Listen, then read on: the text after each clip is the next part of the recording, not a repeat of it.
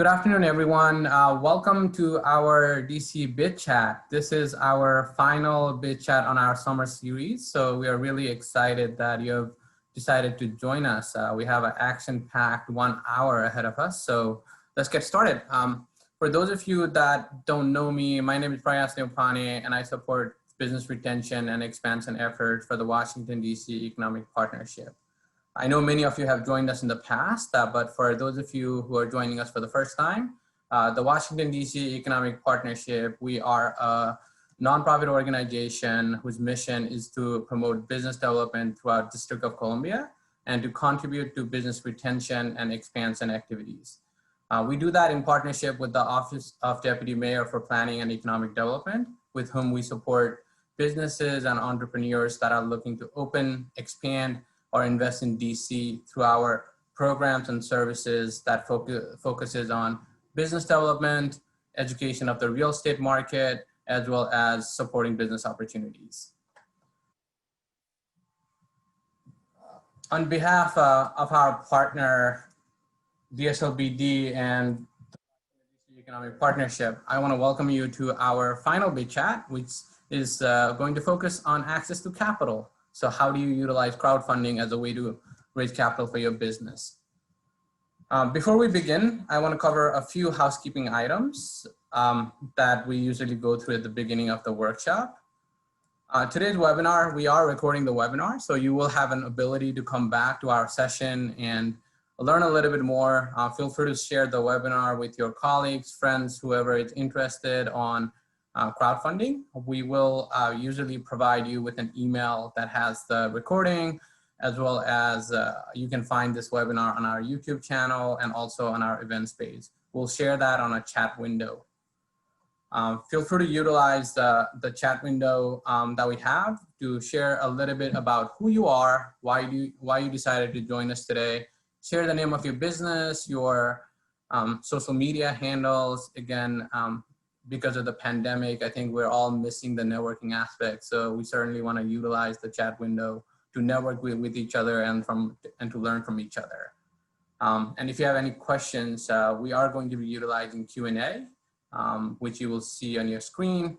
We'll select a few questions. I don't know if we'll be able to get to all the questions that you have today, but we'll try to get to most of them. And if we're not able to get to them today, feel free to email us and we'll get an answer for you.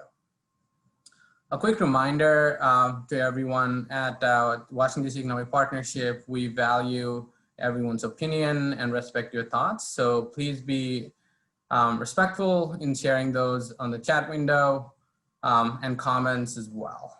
So now, for those of you who are joining us for the first time, our Summer Biz Chat series is a signature workshop series for the Washington DC Economic Partnership. And our goal really is to support businesses by providing expert advice, resources, and practical solutions. Over the course of the last 3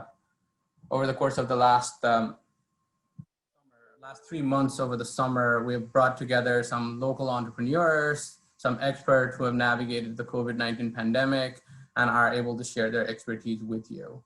As I mentioned earlier, this is our final workshop, but we do have some action-packed sessions for the fall. So stay tuned for that. And you can visit our events page to learn more about that.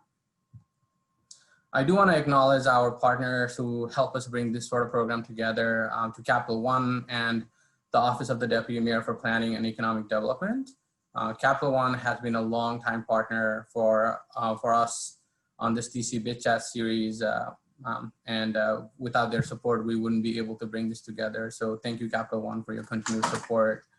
And for DemPed, who has been our primary partner for over 20 years, as we support the business community from startups to established businesses that are looking to invest in our communities. So thank you, DemPed, for helping us bring this program to all of you today. Now, let me turn it over to Kate from DSLBD for a quick welcome. Kate at DSLBD and everyone there has been such a great partner for us, and they recently did a webinar on crowdfunding, which I'm sure Kate will touch on, and we're really looking forward to partnering with them on crowdfunding and many more amazing initiatives in the future. So turning it over to you, Kate. Great. Prias, thank you so much. And thank you to our speakers and everyone who is here today. My name is Kate Marand. I'm a program manager at the DC Department of Small and Local Business Development. We always love partnering with the Economic Partnership, and we're so excited about today's topic for crowdfunding. I'll say just a couple of quick things about that. I've dropped into the chat a little bit of information about how to reach out to DSLBD, but we've been, as Prias mentioned, we've been looking at crowdfunding this summer. We do have a panel that I'll share a link to in a few minutes that you can watch a recording of from earlier this summer to learn more about crowdfunding. But we're also so excited to be partnering with the Economic Partnership on crowdfunding stakeholders. And so if after today you'd like to continue your learning journey and continue connecting with others who are interested in crowdfunding here in the district, tomorrow at the same time at 1 p.m. we'll have that session that will be happening as we continue a series on learning more about crowdfunding and helping people connect on that. And so I want us to be able to get into all the great information and the great speakers. So I'll go ahead and hand it back over, but thanks so much. All right. Thank you, Kate. Again, as I mentioned, we're really looking forward to this. And I think crowdfunding is something that has been intriguing to business owners for a long time. And we've had a lot of questions about it. So we're looking forward to doing more work with you on that. All right. So now let's dig deeper into our programming for today. We have 4 amazing panelists, all of whom have expertise in crowdfunding. As Kate mentioned, DSLBD did the first workshop and it focused on some of the basics of crowdfunding, and it provided insights on running a crowdfunding campaign.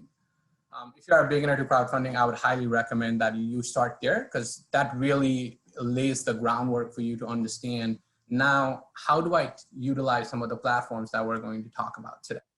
So today's webinar, we will build on that workshop and provide insights on different crowdfunding platforms that you can use to raise capital. So we will be highlighting 3 different platforms: Keyla, GiveButter, and HONEYCOMB Credit. And our panelists will provide information on how you can utilize these platforms for your business. And we'll wrap up the session with a conversation with Ben James from Stone's Throw Hash, who has utilized both Keyla and HONEYCOMB Credit to raise capital for different purposes for his business. So that's it. That is what we're going to do today. I know I've already spoken more than I wanted to. So let me introduce the first presenter and get in the meat of things. So with that, let me introduce Brian Franklin of LISC. Brian joined LISC DC in March of 2020. Brian leads DC's development activities and supports LISC DC small businesses and creative placemaking work. Prior to working at LISC, Brian served as the director of US programs for Peace Players, a global peace-building organization that uses sports as a tool to create a more peaceful and equitable society. Thank you, Brian, for joining us today. We're really excited to hear a little bit more about LISC and your partnership with Keyla. So with that, let me turn it over to you. Great, thank you, Praus, and thank you to the Washington, D.C. Economic Partnership for hosting this panel. I'm here today to introduce you to LISC and a little bit about our crowdfunding partnership with Keyla. So you can go to the next slide, please. As Praus said, my name is Brian Franklin, and I work for the Local Initiatives Support Corporation, or LISC. And LISC is a community development financial institution. We are headquartered in New York City and have 35 local offices, one of which is here in DC, who I work for. And the true nature of our work is helping catalyze local initiatives. So we provide capital to individuals and communities that have historically been left out of the capital system. And our goal is to, with partners and residents, create a more equitable, inclusive, and sustainable DC region. And we do this through a few different means. The first is investing in affordable housing and other neighborhood assets like small businesses and commercial districts. The second is supporting through grant dollars and technical assistance local community-run nonprofit organizations. So we work with both for-profit and nonprofit enterprises. And I do want to just shout out that if you go to lisc.org/COVID-19, you can learn more about an upcoming round of small business grants that will be given out later in the month. You can go to the next slide, please. As part of our economic development work, LISC invests in community-led small businesses. And the primary way we do this is via our partnership with Keyla. And so I want to first talk about what Keyva is, and then I'll share a little bit more about how we partner together. And so Keyva is an online microlending crowdfunding platform that provides 0% interest loans from $1,000 to $15,000 on terms of 12 to 36 months. And it relies on what is called a social endorsement model, which I'll talk about a little bit later. So Lisk and Keyva are separate entities. And I want to make clear that anyone can apply to a Keyva loan by visiting the website keyva.org. But the way that Lisk works with Keyva is that for businesses who are eligible, we will match every dollar raised on the Keyva platform. So say if a business wants to take out a $10,000 loan through Keyva, they'd have to go through the application process. And if they are accepted, that business would only need to raise $5,000, with Lisk providing the other $5,000 as a match. Next slide, please. So who is eligible for Keyva and for the Lisk match? So Keyva has done their best to maintain a very wide eligibility. And so you'll see some of the requirements here. They include, the borrower must own a business, and that business must be registered in the United States, must be 18 years or older, some financial requirements, etc. Keyva is also open to nonprofits. And so, in that case, the CEO and the board would need to be on board with asking for the loan. In terms of the Lisk match, this is set aside specifically for businesses and nonprofits that further Lisk's mission. So some example criteria that we would look at is the business run by a woman or person of color? Does the business have a demonstrated connection to the community around them? And is the business paying living wage or paying its employees a living wage? In addition, we do ask that all businesses have a business plan and want to hear kind of pretty clearly how COVID-19 has affected them and the plan to kind of move past this pandemic. Next slide, please. So the process of applying for a Keyva loan and the Lisk match, typically businesses and nonprofits are referred to Lisk via our partner. This webinar is a perfect example. And then we would set up an introductory phone call to determine the eligibility for the Lisk match. Now again, whether or not businesses are eligible for that match does not affect their ability to apply for Keyva. And so anyone can log on to the Keyva website and complete an application. To do so, part of that application is creating a business profile, which is essentially your pitch to lenders that, if approved, will go live on the Keyva site. Once you submit that application, it takes 1 to 3 weeks for Keyva to review, and then you enter a fundraising period that has 2 different stages, which I'll touch on here in a second. Assuming you raise the full amount of your loan, you do have the option to defer payments up to 6 months before entering repayment.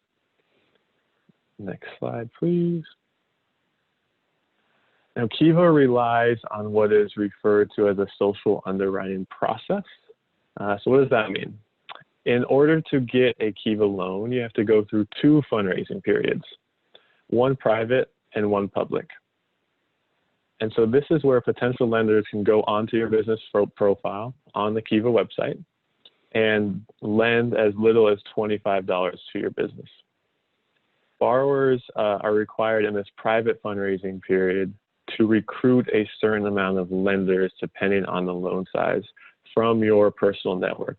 So for instance, if you had a $5,000 loan, you'd be required to recruit 10 donors or 10 lenders who would each need to donate $25 before your loan can go public on the Keyva website.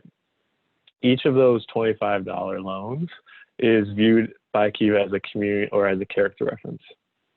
So Keyva operates off this idea that strength of character should be as important as past credit history.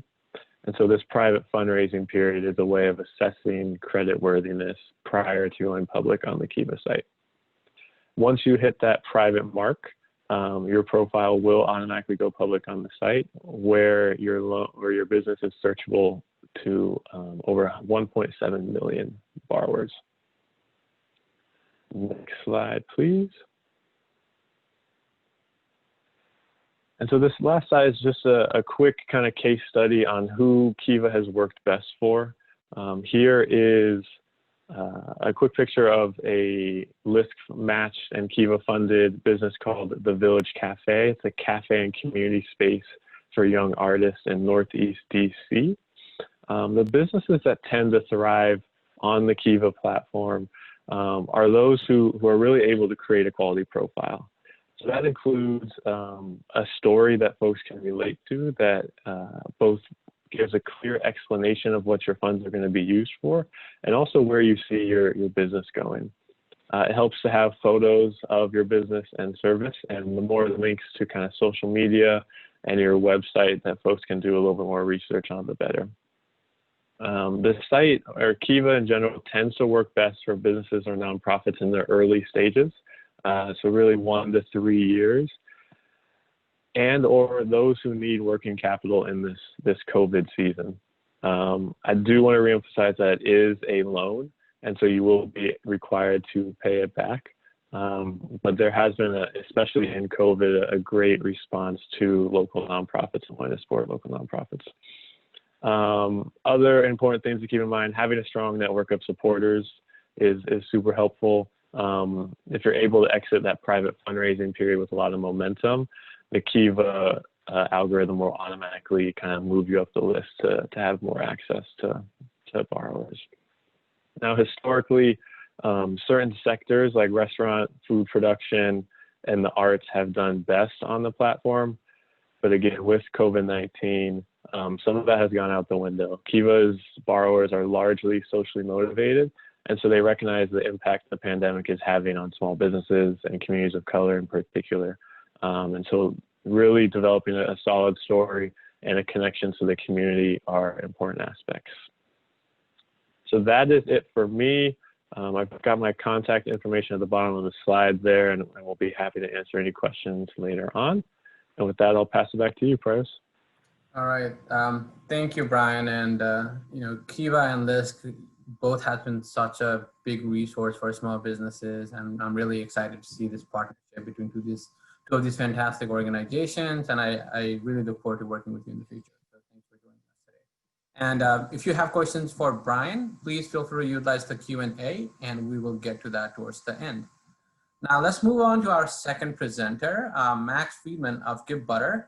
Max is the CEO of GiveButter, an online fundraising platform let me just go back. So an online fundraising platform that powers donations, campaigns, and events for thousands of nonprofit organizations. Max co-founded GiveButter in 2016 with the goal of combining industry best practices such as peer-to-peer with innovative technologies like Venmo and text-to-date. So with that, let me turn it over to you, Max. We are really excited that we're able to feature a DC-based company that started in DC and has really grown in the city. And we appreciate you supporting our businesses, but also a lot of our nonprofit organizations that provide valuable support to our residents. So over to you. Awesome. Thank you. And thank you to the whole DC Economic Partnership. I'm really happy to be here. Thanks to everyone attending. I could definitely add in my bio there in 2016 in my college dorm room at the George Washington University. Lived in DC for 7 years, and definitely proud to be able to support DC businesses, but also nonprofits. So we can head over to the next slide. I really appreciated Brian's sort of intro here. I think it's such an interesting contrast for your options as a business when you think about crowdfunding. GiveButter is a donation-based fundraising platform. So it would not be a loan. There's no requirement to pay it back. And it's an interesting hybrid between a Keyva, where there's a loan, a Kickstarter type of campaign, or Indiegogo you may be familiar with, where there is not necessarily a loan component, but typically you're selling a product. Businesses definitely do have a product component frequently on GiveButter, that there's something they're selling, but sometimes it's just to raise money charitably. And there's a lot of different use cases. I highlighted 4 in particular in the next couple slides that I'll dive into more on in a bit. But just a quick bit about GiveButter. We do everything from website donations and online payments. So if you want to have an easy way to set up a payment form, collect donations, we have a great product for that. We do online fundraising campaigns. So if you want to set up a place for people to not just give, but also help you fundraise for your organization. If you want to have a supporter feed and a gold bar and all those kind of fun page elements added to your online fundraising campaign, we have a great product for that called Fundraise. And then most recently, in the last maybe year and a half, we launched a product called Events. So you can sell tickets to events. Coming around the corner into spring, we had a lot of momentum with our events product, and that obviously got shaken up with the pandemic. And so now a lot of our focus as a business is on virtual events. So we have a lot of organizations, a couple of which I'll highlight here, and how they implemented virtual events, which has really hit nonprofits in particular with the pandemic, who have a big focus of their annual fundraising around things like galas, marathons, walks, runs. And so we're helping them move their events online so they can continue to engage their donor base virtually and doing that. And a big emphasis for GiveButter is not only do we help you raise more money, but pay less, give better, focus on the giving experience. And that's one of the most common questions about GiveButter is, where's the name come from? The whole mission of our company is to build a better way to give. And so you'll find all of our products are easy to use, they're fun, they're enjoyable, affordable, and accessible for all sorts of organizations, big and small. So we can head to the next slide. And so, as I said, I have 4 examples here. I'll run through them relatively quick. First I wanted to start off with was Rasa. Rasa is a DC-based Indian fine fast casual restaurant, as they like to say. Started by 2 good friends of mine, Sahil, over there, and the slides kind of cut off, so I apologize for that. But essentially, Rasa was looking for a fundraising platform right at the beginning of the pandemic to help them raise money to do 2 things. One, to actually keep their workers employed, but in doing that, provide meals not just to typical consumers, but healthcare workers and school children who are in need in the DC area. They formed a partnership, I believe, with the World Central Kitchen. And they actually had $12,000 fundraising goal to start, $12,500, and they had a matching gift. They actually hit that in 24 hours on the GiveButter platform from 150 supporters, and did a really, really successful campaign. One thing I'll say is that all these 4 examples I'm going to show you are actually featured case studies on our site. So if you want more information, the link is, you can search GiveButter case studies, or it's givebutter.com/blog/case-studies. I can drop it in the chat after I'm done speaking. And all these case studies, you can find more information. We did a video interview with each one of these businesses and nonprofits, so you can find out more. Okay, we can hit the next slide here. Sorry, back one. There we go. So Stirring Spirits is a really cool nonprofit. They're a great example of a nonprofit that had to move really quickly to get a virtual event component going in the beginning of the pandemic. They used a new product we launched called Livestream to set up a virtual stream of their, they did a virtual telethon. And so a lot of nonprofits right now are thinking, okay, well, we have an annual gala, or we have a run or marathon or something where we're raising money for charity. That's a huge portion of our revenue. Thinking about moving that online, what does that look like? Stirring Spirits actually didn't keep with the traditional model. They totally switched it up. They actually ran a 24-hour telethon, had members from their community joining throughout the stream, and it was the most successful fundraiser they did in their 12-year history. So that's a great case study I'd recommend checking out as well. The whole event took place in 24 hours. The first time they ever did a virtual event, and they raised $80,000. So some great lessons learned in there. A lot of people think about platforms, what crowdfunding platform should I use? But another question people frequently ask with this stuff is, what live stream platform should I use? And not many people know that Zoom calls, just like the one we're on now, can actually be streamed directly to Facebook, to YouTube, or even Twitch or Vimeo. So you can use Zoom as the host, if you will, for the stream, the platform, the mechanism. I can just hop on a Zoom call like I am now, and then stream that to Facebook or to YouTube to an account that I already have. And so that's what Stirring Spirits did, and they hosted all of that on a GiveButter page where they could collect donations and sell tickets in advance. All right, next slide, please. Kitchen Rodeo is a really great example of just everyday people who got together to support both local businesses and charity. So they did something that I think a lot of folks on this call might be interested in, which was hosting micro classes online using the GiveButter platform. It's a really interesting way to provide value and not just ask for that. Charitable donation is selling an actual ticket and hosting what they were doing was a virtual cooking class, distance cooking. And so they provide a long list of ingredients to purchase ahead of time, and then they would feature a chef from a local restaurant in New York City, this one was, to have an online cooking class, and a portion went to charity, and they had different ticket tiers where each ticket was basically a donation. And so I thought that was a really neat example. And most of their campaigns, it says $87,000, but they actually ran 52 campaigns, 52 events. And so I love this example because, you might see some big numbers here and a lot of dollars raised, but you could also do these as many smaller events over a period of time to make a larger sum in total. So I like this as like a different example for how you could do that. And their website's beautiful. It's like kitchen.rodeo is like the URL there, and they have a lot of different examples for their different events that they did. Next slide, please. Last example here is the Trinity Habitat group that one of my personal favorites. They held a virtual concert, and they did a combination of peer-to-peer fundraising, the virtual event component, and just traditional donation collection. Raised $195,000 with a matching gift, and they did that around Giving Tuesday Now, which happened in May. Was a big rallying cry for nonprofits to raise money with urgency. And so this was a great way that they were able to spin up a campaign really quickly on GiveButter around that. And another great video interview with Mark there. He's a fundraising genius, so great. Definitely recommend checking out that case study, tips and tricks that he did to help make that campaign so successful. But as I said, they used a combination of just a traditional campaign format, some pre-recorded video as their banner photo. So they recorded this great video ahead of time, and that was the main cover photo.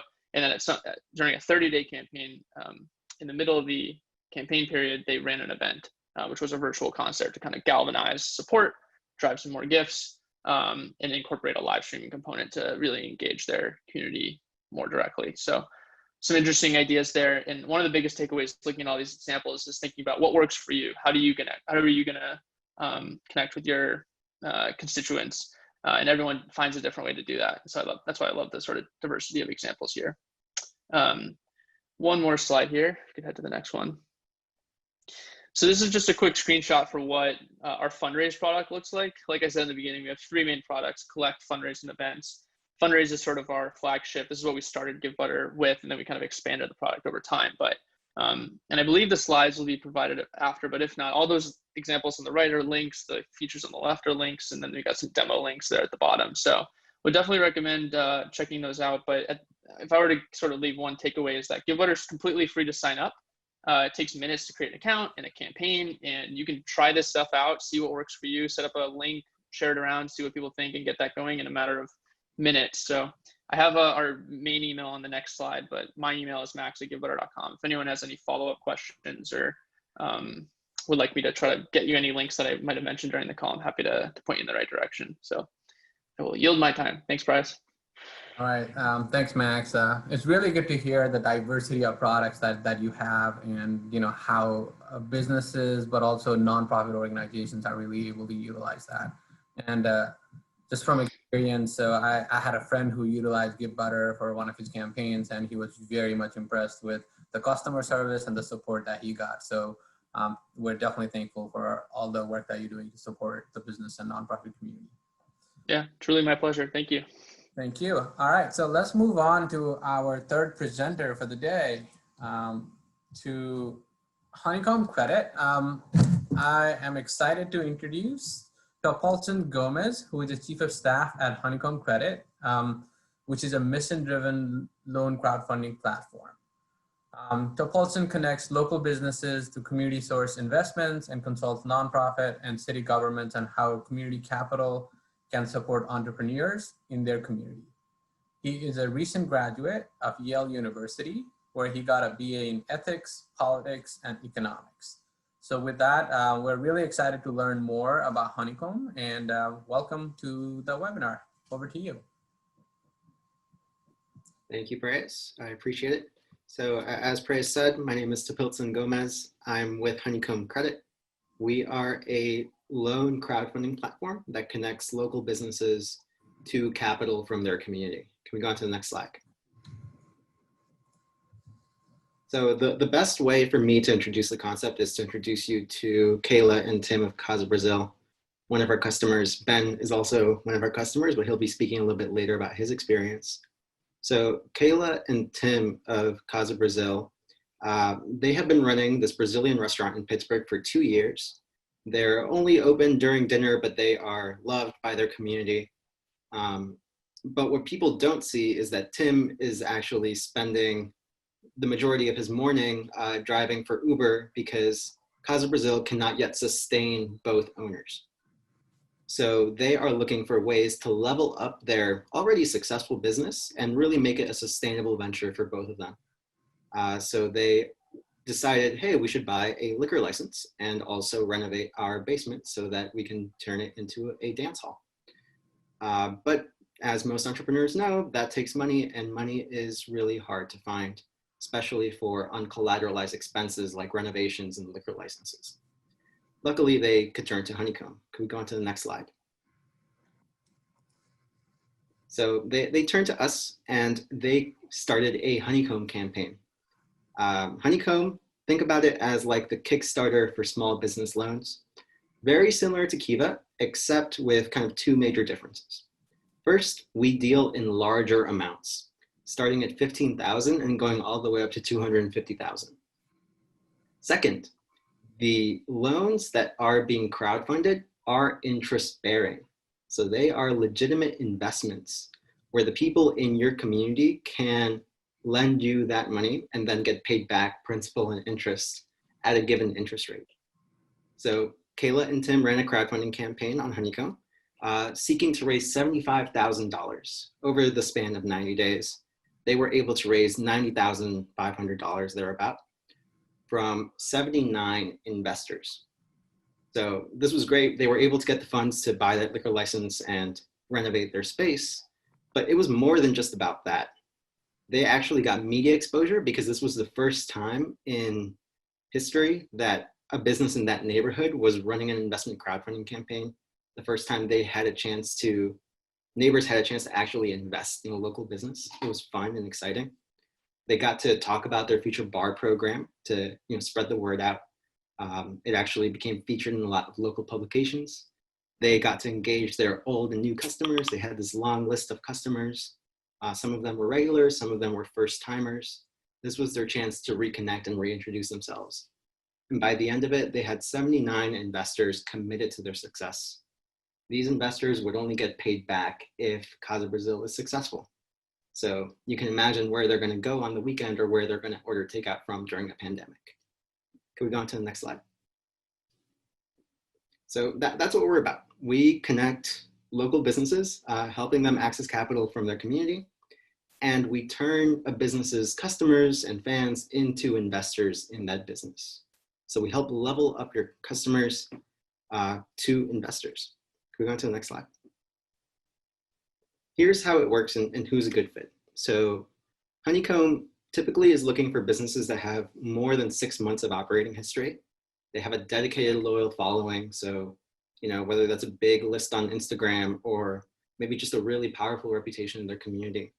And you're looking for a meaningfully large sum of capital, right? 15,000 and above. Kiva is great for 15,000 and below, but for that middle spot between big traditional banks and Kiva, you need someone to fill that gap. So that's where HONEYCOMB comes in. That's where your community comes in. Here's how it works from a business's perspective. A business applies to HONEYCOMB, submitting an application where they're submitting their financials over to us, as well as their credit. So this is kind of like prepping you for the banking process. We hope that HONEYCOMB is a stepping stone to a banking relationship.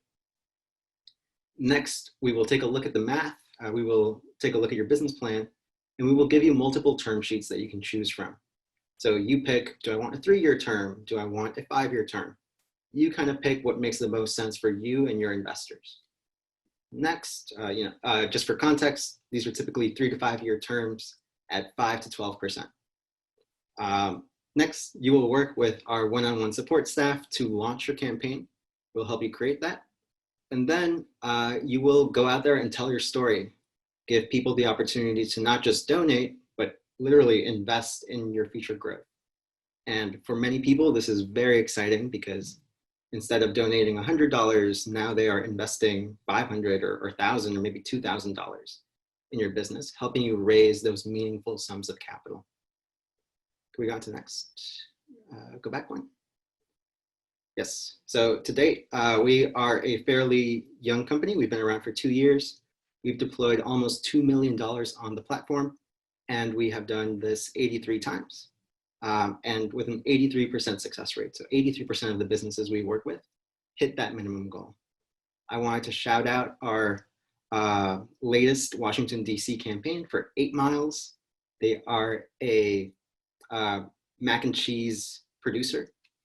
So they're currently raising funds on the platform if you're looking to diversify your portfolio with local businesses. We go on to the next slide. And we have also launched a new product in the COVID world. We understand that there are some businesses that are not in the market for debt. So we actually created this new crowdfunding platform for loyalty bonds, where you can pre-sell in-store credit to your customers, and they will receive that kind of like a bond in installments up until 2 years. So, you know, if I buy a $100 loyalty bond, that becomes $130 of in-store credit over time. Helps you raise some cash now and gives your customers a chance to come back again and again. We go on to the next slide. So yeah, that's basically investment crowdfunding as we do it in Honeycomb. Helps everyday people become investors in your business. And then I'll pass it over to Ben. All right. Well, thank you to Paulson. That's really exciting. I think one of the things I really like about it is, you know, if you are looking for capital under 15,000, you can go with Keyla, and then if you're looking for something more, you can start with Honeycomb. But it's also exciting to know that as a resident, if I want to support my community, I can also be an investor in that business, right? So I can build equity while also supporting the local business community. So that is really exciting, and we are looking forward to your growth in the DC market, and really looking forward to working with you. Likewise. All right, so at this point, let's move on to the second half of the workshop. We have just about 20 minutes. So for the next, I want to say 10 to 12 minutes, we'll have a conversation with Ben James, who is the founder of Stone's Throw Hash. Ben, so just for everyone, Ben grew up in a small town in Central Virginia and attended the University of Mary Washington and earned an MBA from Washington University in St. Louis, and worked in a number of brand management roles at Nestle Purina and Ocean Spray Cranberries. Ben founded Stone Throw Hash in 2019 to marry his passion for paleo-friendly, gluten-free hash bowls with a mission to be a catalyst to support local farming initiatives.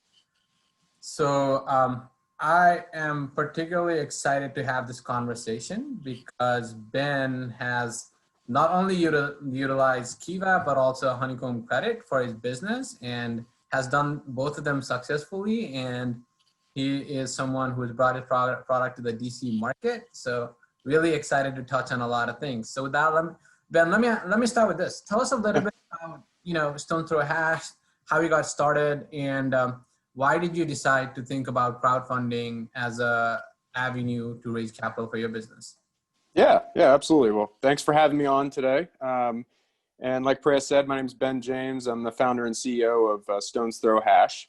And first, a little bit of quick background about Stone's Throw Hash. Like Priya said, we provide really flavorful, healthy hash bowls that are easy to make from the comfort of your home. We have frozen pouches that you can now dump into your skillet, heat up at home, and you've got a really flavorful, healthy, paleo-friendly, gluten-free option. It's great to make. We use real natural ingredients, and we, as the name suggests, Stone's Throw Hash, we really focus on local, and specifically local and regional farms.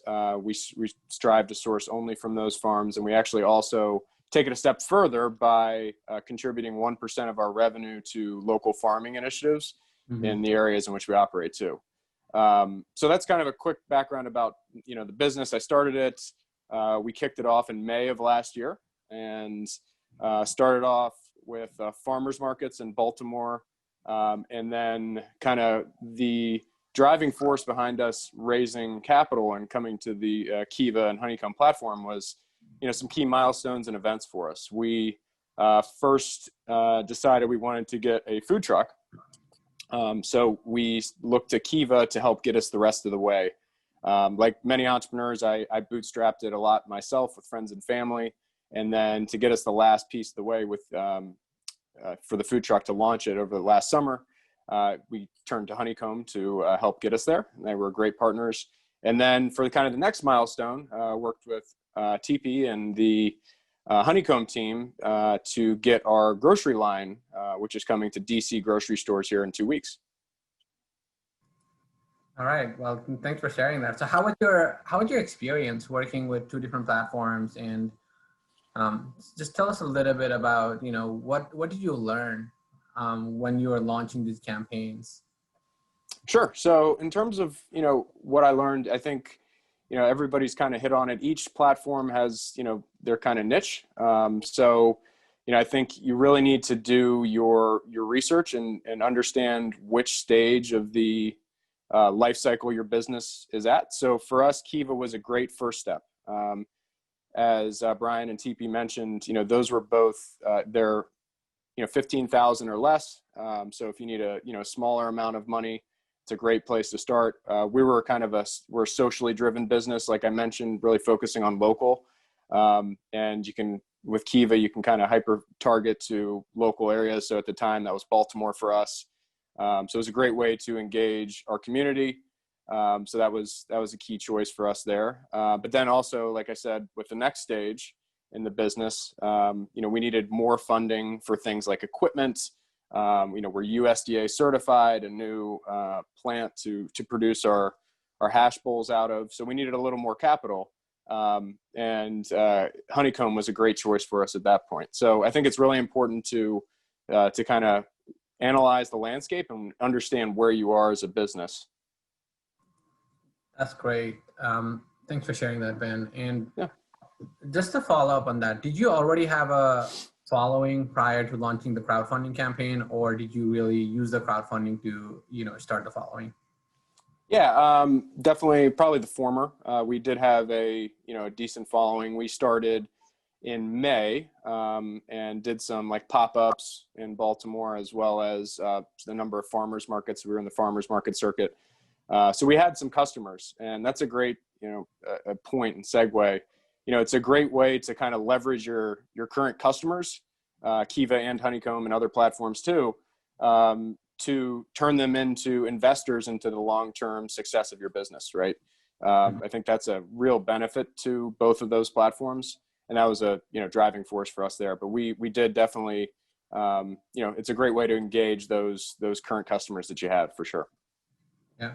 And did you find it to be particularly a good tool to attract new customers as well? Yeah, absolutely. It's, I think with Kiva and HONEYCOMB, definitely a great way to get new, it's a lot of like-minded people. Like with Kiva and HONEYCOMB, both are kind of socially driven platforms. So people that, care about the same things, they care about their local businesses, and they're looking to, to contribute to those. So it's a great way to kind of broaden your exposure.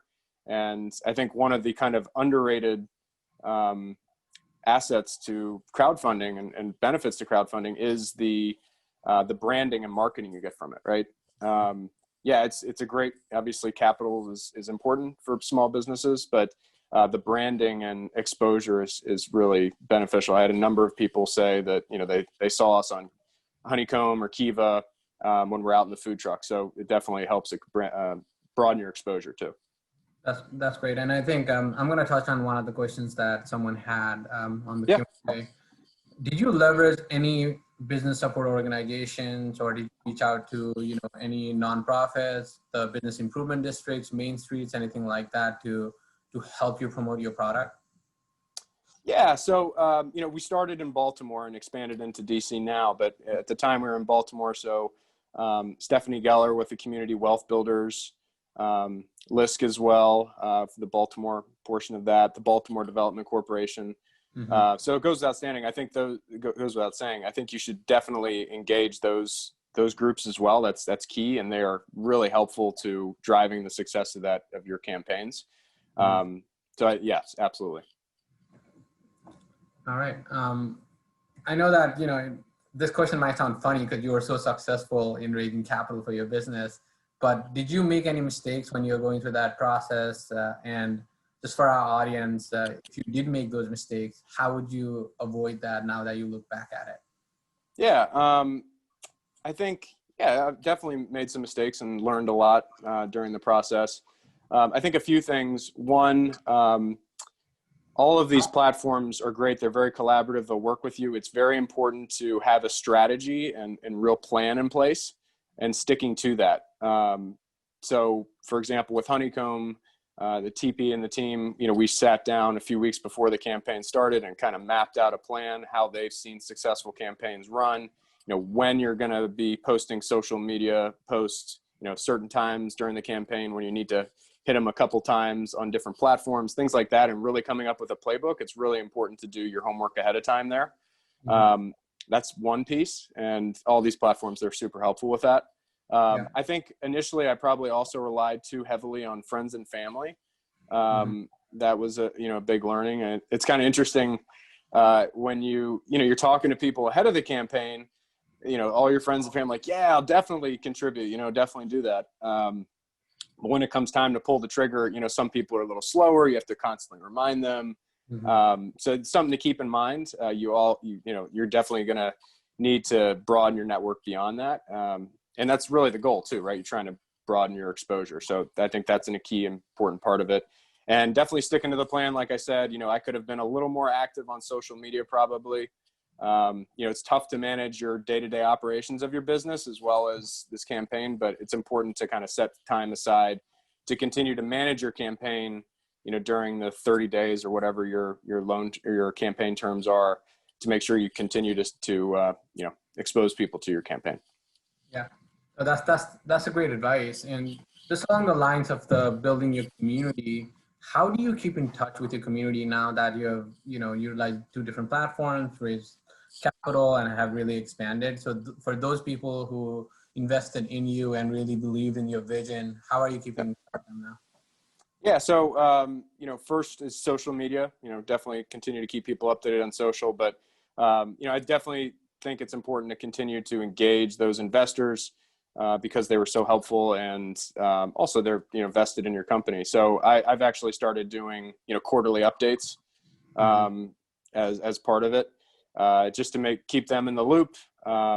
Give them first exclusive rights to things like free shipping and stuff for our e-commerce product that we're launching in mid-September, for example. So I think that's a key piece. Definitely got to continue to engage those investors. All right. So we have a couple of minutes. So just a final question for you. Is there any feedback that you would give to a business who's looking to, utilize crowdfunding as a source of raising capital? Yeah, I mean, I think I kind of hit on it a little bit earlier, but I think it's really important to assess the entire landscape. Figure out where you are in your business, in the business life cycle, which one fits well with you. There's a lot of the great thing about today's world is there's so many ways to raise capital. You don't have to rely just on banks. So I think that's a key, piece of it, understanding where you are, and really, like I alluded to earlier, stick to your plan. It's fundraising it's not just a one and done thing. It's a continuous, as many of you guys know, it's a continuous thing that you have to keep doing. Even when you're not actively in a campaign, keep going, right? To engage those people. So anyway, that's the kind of feedback and advice I'd give. That's great. And, DC is such a rich community in terms of the support and the services that's available, with DSLBD actively leading, and some of the nonprofits like LISC or LEDC or the Washington DC Economic Partnership. So I would definitely encourage all the businesses to reach out to us and let us know, hey, listen, we're thinking about crowdfunding as an avenue, so we can definitely help you think about what is the right source for you guys. So last thing, where can we find you? How can we support you? We're excited about the product to DC. So tell us where we can see your product. Yeah, thank you. I'm excited too. So exciting news is we're going to be launching in DC grocery stores in less than 2 weeks. Very excited. So initially you'll find us at Union Kitchen grocery stores. All of them the week of August 31st is when we'll be, starting to get on shelf there. And you can follow us on our social platforms to see, we'll definitely highlight which stores and details around that. And like I also alluded to as well, you don't have to necessarily go to the grocery store in the next few weeks. You'll be able to order our hashes delivered to your door to anybody in the Mid-Atlantic. So excited to launch that e-commerce. You'll be able to order direct from our website. Gets delivered to your door within 2 days. So yeah, there's a lot of different ways you can find us in the DC area. All right. Well, thank you, Ben, for joining us today and providing some helpful feedback. We have a couple of questions, so let me just ask this to you. Yeah. So we have a question that says, when you started your business plan process, did you plan to use crowdfunding as a part of raising capital, or did you do that later on?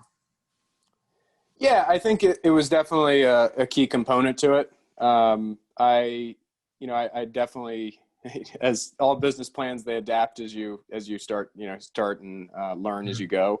But for sure, I was definitely planning on doing crowdfunding. Admittedly, at the time, I didn't know as much about Keyla and HONEYCOMB. Those were actually referrals to me once we had started the business and stuff. But I definitely think it was definitely a part of my plan. Definitely. Got it. All right, thank you. So I think we have some questions that I would just open it up for all of our panelists. So let me just start with the first one. I think this might be for you, Max, because this touches on how is crowdfunding different from for-profit versus nonprofit? Is there something different that people have to think about when you are raising capital for-profit businesses versus nonprofit? Yeah, sure. It's a great question. First most clear distinction there would be about tax deductions. So accepting donations and crowdfunding as accepting donations as a for-profit is almost, and I'm not caveat accountant, I'm not a lawyer, all that stuff. This is just information, but would generally be treated like revenue or other income for the business. However, that would get categorized if you're a for-profit. If you're a nonprofit and you have 501c3 status as a charity, donors can get a tax deduction. But what's pretty amazing about GiveButter, what we've seen over the years, is like the level of how similar crowdfunding is across all different groups of all shapes and sizes, small, medium, large, and across industries. So we work with for-profit companies and do workplace giving, and we help startups start their businesses, and we do philanthropic giving amongst small and medium-sized businesses. And then you have actual traditional nonprofits doing all this other stuff. We have university clients now, and we started off working with students and student groups. So it's like, it's such a wider range of use cases, and the tools that they all use are extremely similar. But from a technical perspective, that's probably the main distinction. It's just about deductibility when it comes to taxes. Got it. So I know we're in the midst of COVID-19. Have you noticed, all of you guys, and I think it would be great if all of you could touch on this, have you noticed any difference in the crowdfunding space because of COVID-19? Are you seeing, people more receptive to crowdfunding, or people looking to utilize crowdfunding more? As a business and on the investor side, are you seeing more people looking to support the business community through crowdfunding? So let me start with you, Brian. Sure, thanks. Yeah, we have. I think Keyla has seen their loans being funded quicker, and I think not just in response to COVID-19, but also, some of the magnification of the systemic racism in our country. And so, absolutely, small businesses across the board, but also small businesses led by people of color. Paulson? Yeah, so on HONEYCOMB, we first saw a dip in investment right around March, but then that quickly kind of outpaced prior growth in April and May and June and July. So investment activity is at the highest levels it's ever been. And I think part of that is that there are more businesses reaching out to HONEYCOMB for this type of capital. There's a lot of grant programs out there, but they are very quickly oversubscribed. the larger banks are kind of tightening their lending operations. So really it's community investment that's kind of buoying a big sector of the economy. And I think that, there's a reason we're having this conversation now, because, there's a big need for it. Thank you. Max? Yeah, I think that you hit it on the head there, both of you, is the need's bigger than ever. And we're actually operating 4x our biggest months ever from the previous couple months, and over 10x year over year in terms of just our transaction volume we're seeing on a month-to-month basis. It's been an interesting period of time to be in this space. And I think the takeaway from that is, like, when I looked at the previous recession when everything was starting to go crazy in March, and one takeaway there was that the individual household giving, in terms of the number of contributions, not necessarily the volume, but the quantity of people contributing, actually went up. And I think we're seeing a similar thing, or will see a similar thing looking back, because I think the need is greater and people are rising to the occasion to help others. And you see that, where grants might dry up or public funding might dry up, people can still be there for each other. And I think that that still holds true, and we're seeing it every day, and feel lucky to be a part of it and help people who need it. Thank you for sharing that. So I know we have a couple of minutes. Let's just end with this. If you guys had to just give one piece of advice for a business who's exploring crowdfunding right now, what would it be? Where should I get started if I'm looking at crowdfunding at this point? Let's start with you, Max. It's a great question. The easiest advice is to just give it a shot.